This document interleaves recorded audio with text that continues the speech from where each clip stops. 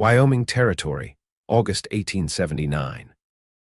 The wind carried dust across the basin, and the sun burned low behind the hills when Holden hardly heard the sound in his wagon soft, like cloth brushing wood.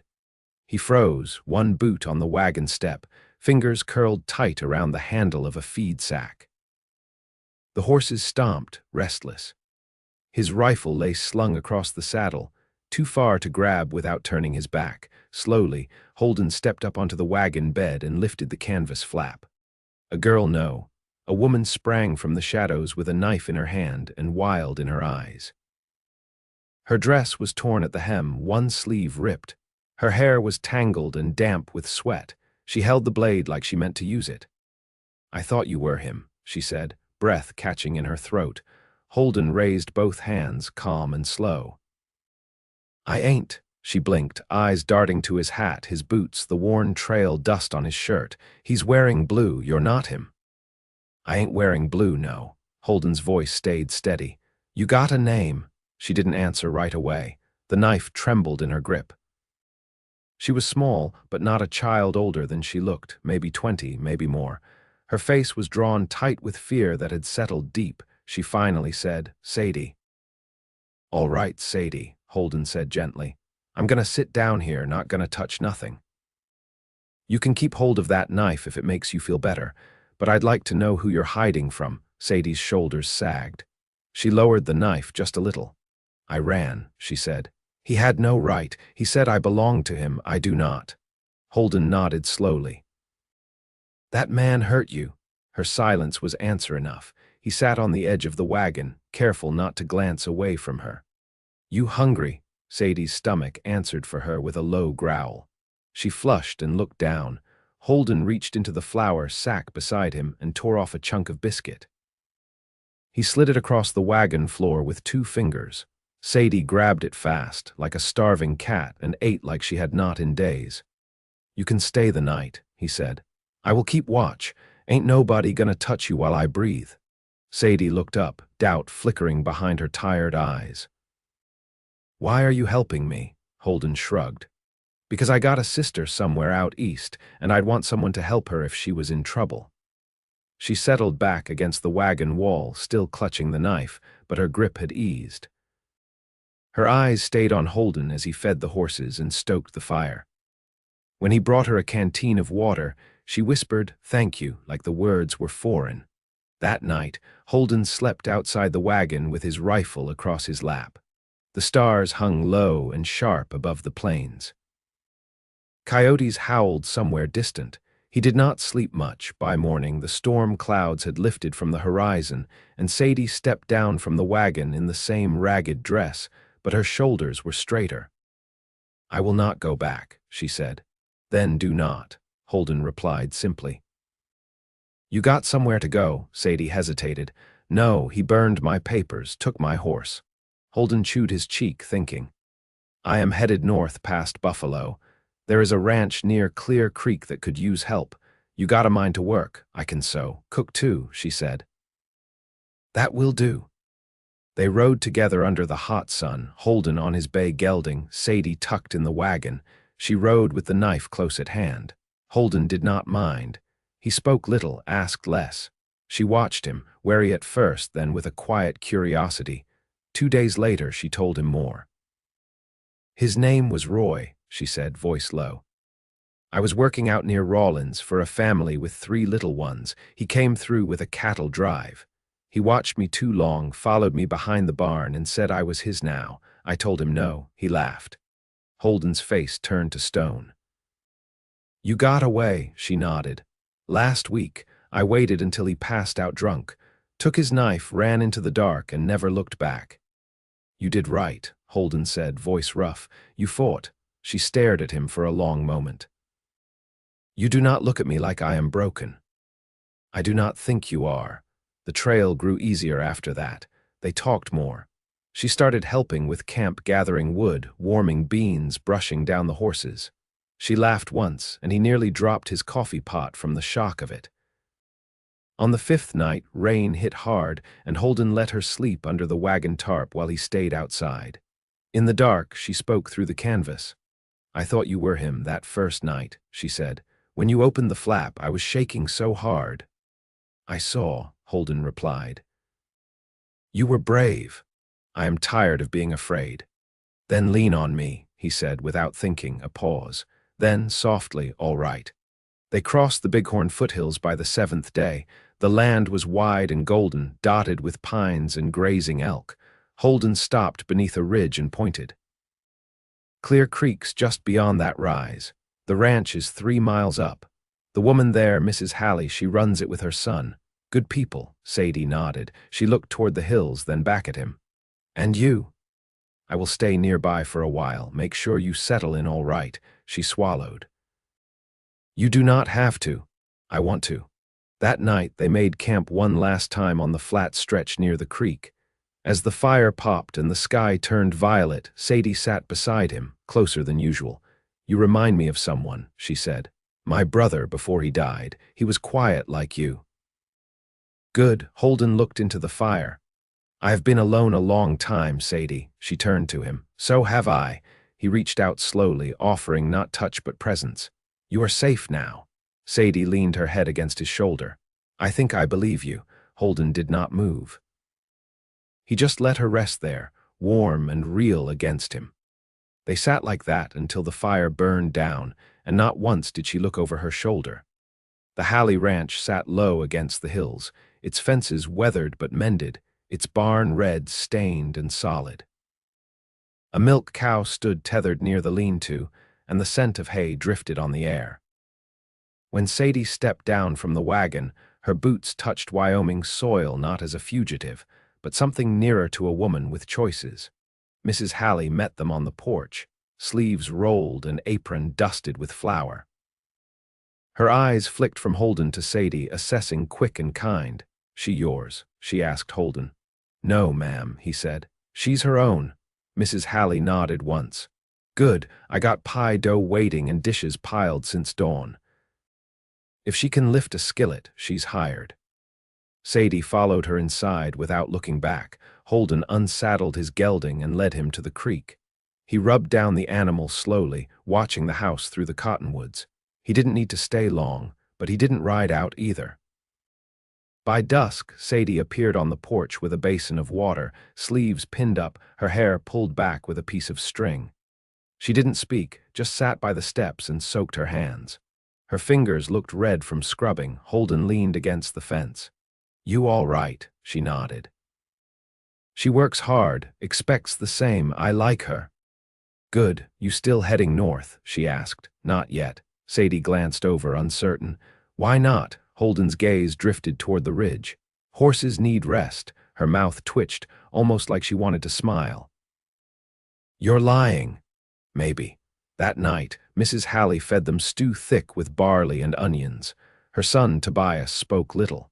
He was maybe 11, thin and quick-eyed, already strong enough to carry buckets 2 at a time. After supper, Holden helped him split kindling while Sadie dried pans by lantern light. Later, as the house quieted, she stepped out onto the porch again, arms folded tight against the chill. You don't talk much, she said. Only when I have something worth saying. She watched him a moment. That man I told you about, Roy, he found me once before I got away for good.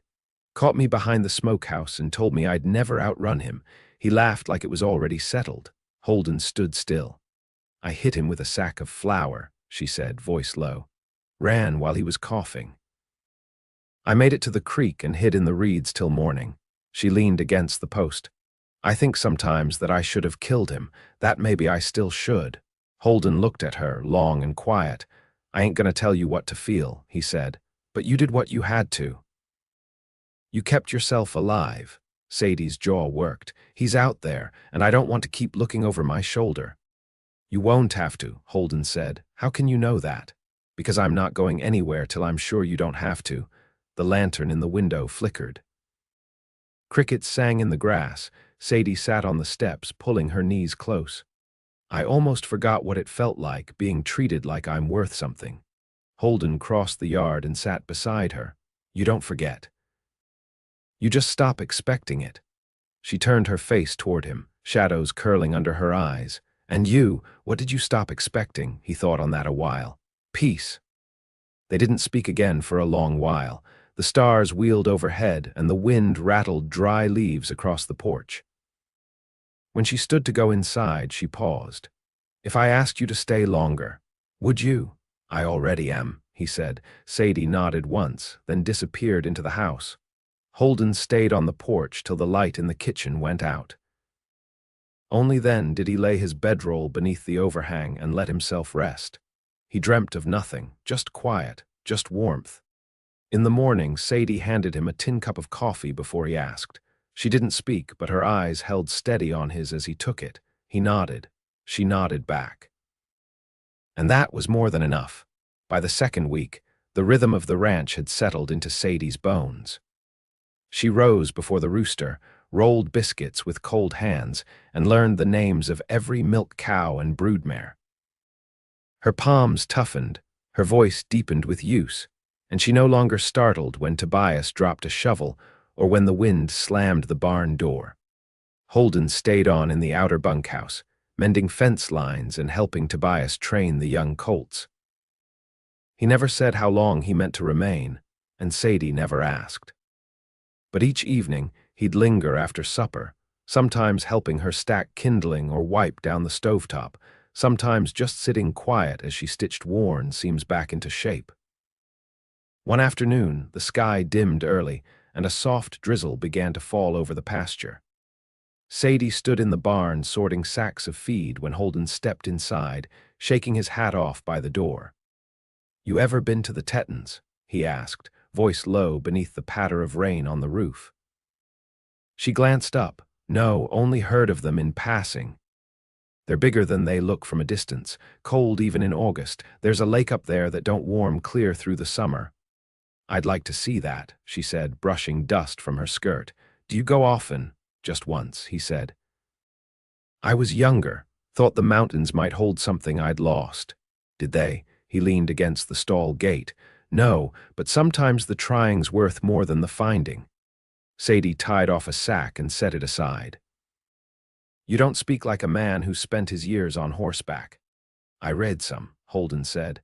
"Used to keep a book tucked under the bedroll, pages wore thin from dust and weather." "What kind of book?" He hesitated. "Poems, mostly." Sadie blinked. "Truly, I reckon I like the quiet in them." "Like a river under the ice." She stepped closer, her hands still dusted with grain. "Would you remember one?" Holden's eyes stayed on the rafters, but his voice came steady. "The woods are lovely, dark and deep, but I have promises to keep, and miles to go before I sleep." Sadie finished the line with him, her voice just above a whisper. "And miles to go before I sleep." They stood still for a moment, the barn heavy with the scent of hay and horses, the rain soft and unhurried. "That was my brother's favorite," she said. "I thought it might have been." She looked at him then, not guarded, not questioning, just open in a way she hadn't been when she'd first stepped down from his wagon. "I've never met a man who'd speak poetry in a barn," she said. "I've never met a woman who'd match the lines without pause." Later that evening, Sadie brought a bowl of stew out to Holden where he sat on the bunkhouse step, his boots muddy from the creek. She handed it over without a word, then sat beside him, her knees drawn close. The sky had cleared, and the stars pushed through the thinning clouds. Tobias's laughter drifted faintly from the main house, and a whippoorwill called from the trees. Sadie picked at her hem. "When I was little, I'd climb the roof of our cabin and pretend the stars were lanterns hung by someone who lived above the clouds. I'd name them like neighbor's old man Harris, Widow Clark, the preacher's youngest." Holden smiled faintly. "You still name them?" "Not yet." She looked over at him. "But I might start again." He didn't reply, just passed her the bowl after he'd finished half. She took it, brushed her fingers where his had been, and ate without rushing. When their hands touched again, it was not accidental, and neither of them pulled away. By late September, the high grass yellowed, and the air turned thin with the edge of coming cold. Holden carried water from the spring before first light. Sadie had taken to walking the orchard row behind the barn when her morning tasks were done, her hands brushing the brittle leaves as if they might still hold summer. One morning, she found Holden near the paddock, checking the latch on the far gate. His coat was worn at the cuffs, and there was a new scrape above his knuckle that hadn't been there the day before. "You were out late last night," she said, stopping beside him. "Had to ride out a ways," he replied. "Something spooked the cattle near the ridge. Might be a cougar prowling again. Did you see tracks? Only scat. Fresh, though. I'll set traps come dusk." Sadie leaned into the fence rail. "You ever think about settling somewhere permanent?" Holden didn't answer right away. He tested the hinge, then said, "I used to think I would. Before the war, I thought I'd run a place like this, maybe with a partner, someone I could build with." She studied his face. "What changed? Too many years on the move. I started thinking I wasn't made for staying." Sadie turned to the hills. "You're steady as any man I've known." His voice came quiet. "That don't mean I don't doubt myself." She looked back at him. "I doubt myself every day, but I know what I want now." Holden's gaze met hers. "Tell me." "I want a place I don't have to leave. I want to work until I sleep and wake up knowing the same roof's above me. I want to sit beside someone who doesn't need to fill the silence." He said nothing for a long stretch. Then, "I could be that man, if you'd let me." She didn't speak, but she reached for his hand, and he let her take it. That afternoon, while Tobias practiced his roping in the far pasture, Sadie climbed the ladder to the loft and brought down a bundle wrapped in a threadbare shawl. She found Holden in the lean-to, sharpening his blade on a whetstone. "I've got something," she said. He stood, wiping his hands. "What's that?" "Proof I've got more to me than a knife and a name." She unwrapped the bundle, revealing a small leather-bound book and a folded map, creased and stained. "My brother's journal. He kept it with him until he died. I found it in March, hidden under the floorboards of the cabin after Roy left for a cattle fair.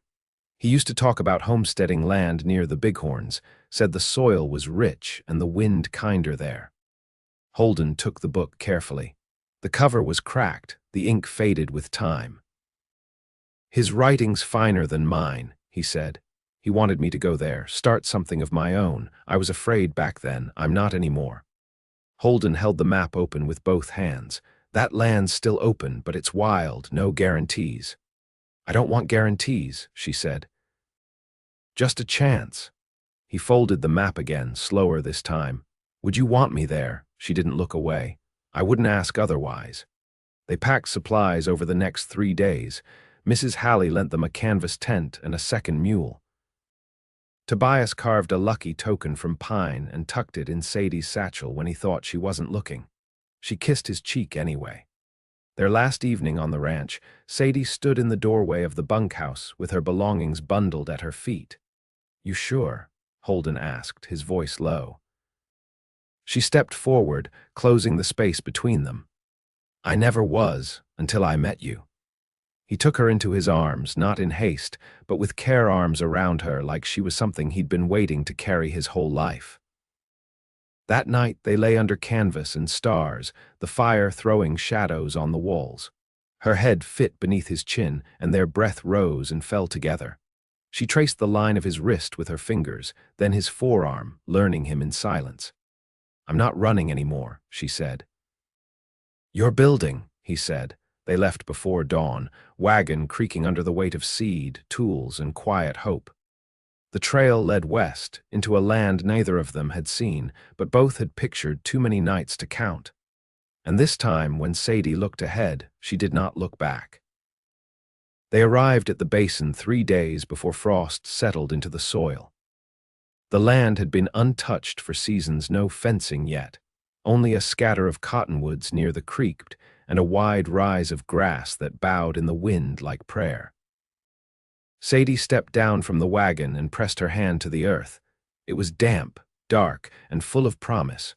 Holden led the mule to water while Sadie walked the perimeter of what would become their home. She counted distance by steps, then by heartbeats. They pitched the canvas tent beside a cluster of granite boulders, the only shelter until they raised walls. That first night, they built a fire behind a windbreak and ate cold beans from a tin. The stars were pale with frost, and the silence was full of breath. Holden didn't sleep much. He kept one ear turned toward the horses and one hand resting against Sadie's back, steady as the ground beneath them. By the second week, they dug out a cellar and framed the base for a single-room cabin. Sadie hauled stones from the creek while Holden split pine he'd felled from a ridge 2 miles east. Their hands blistered, then calloused. Each night, Sadie rubbed tallow into Holden's shoulders, and he pressed kisses into her hair without needing to ask. "You ever think about children?" she asked one evening as she stitched muslin into curtain lengths. He set down the drawknife. "Sometimes, not for a long while. I used to think it'd be too dangerous. To bring someone into the world when you're always looking behind you."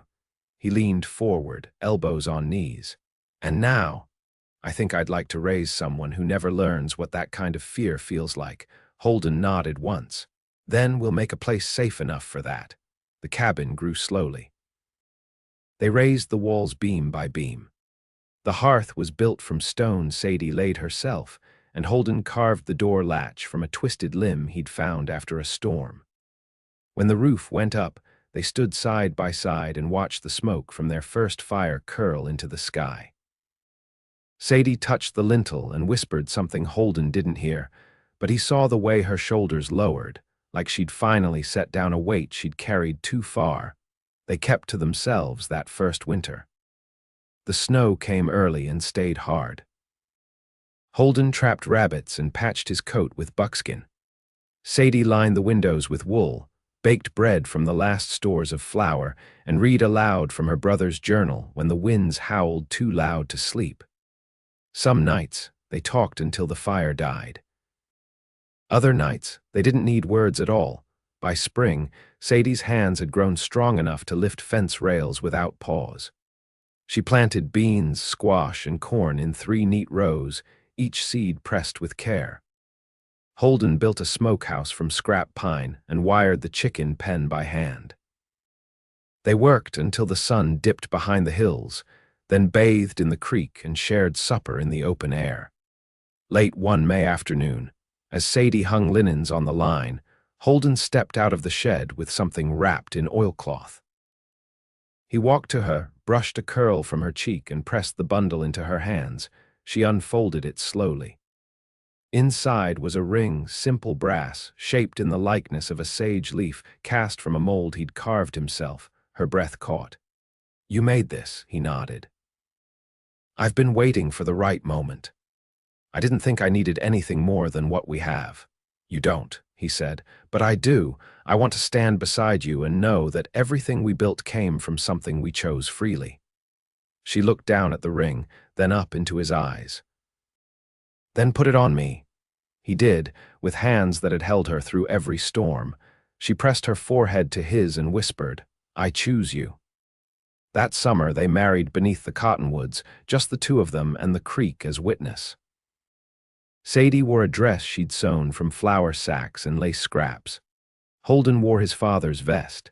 They spoke vows without scripture, just words they meant spoken plain. By first frost, the baby was on the way. Sadie felt it one morning while grinding corn, a shift inside her that rooted her deeper to the land.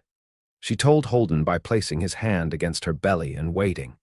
When she saw his eyes go soft, she knew she'd never again be alone in this world. Years passed. The cabin grew to hold 3 rooms.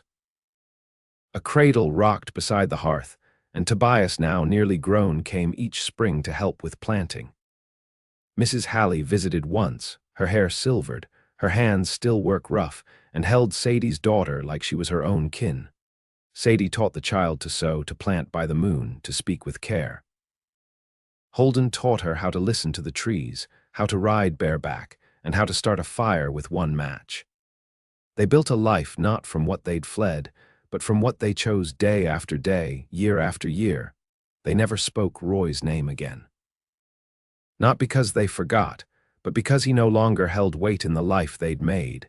In the quiet moments, Holden would sit with Sadie on the porch, her hand in his, and watch the sun dip below the ridge. They didn't talk much in those hours. They didn't have to. They had peace, and they had each other. They had everything.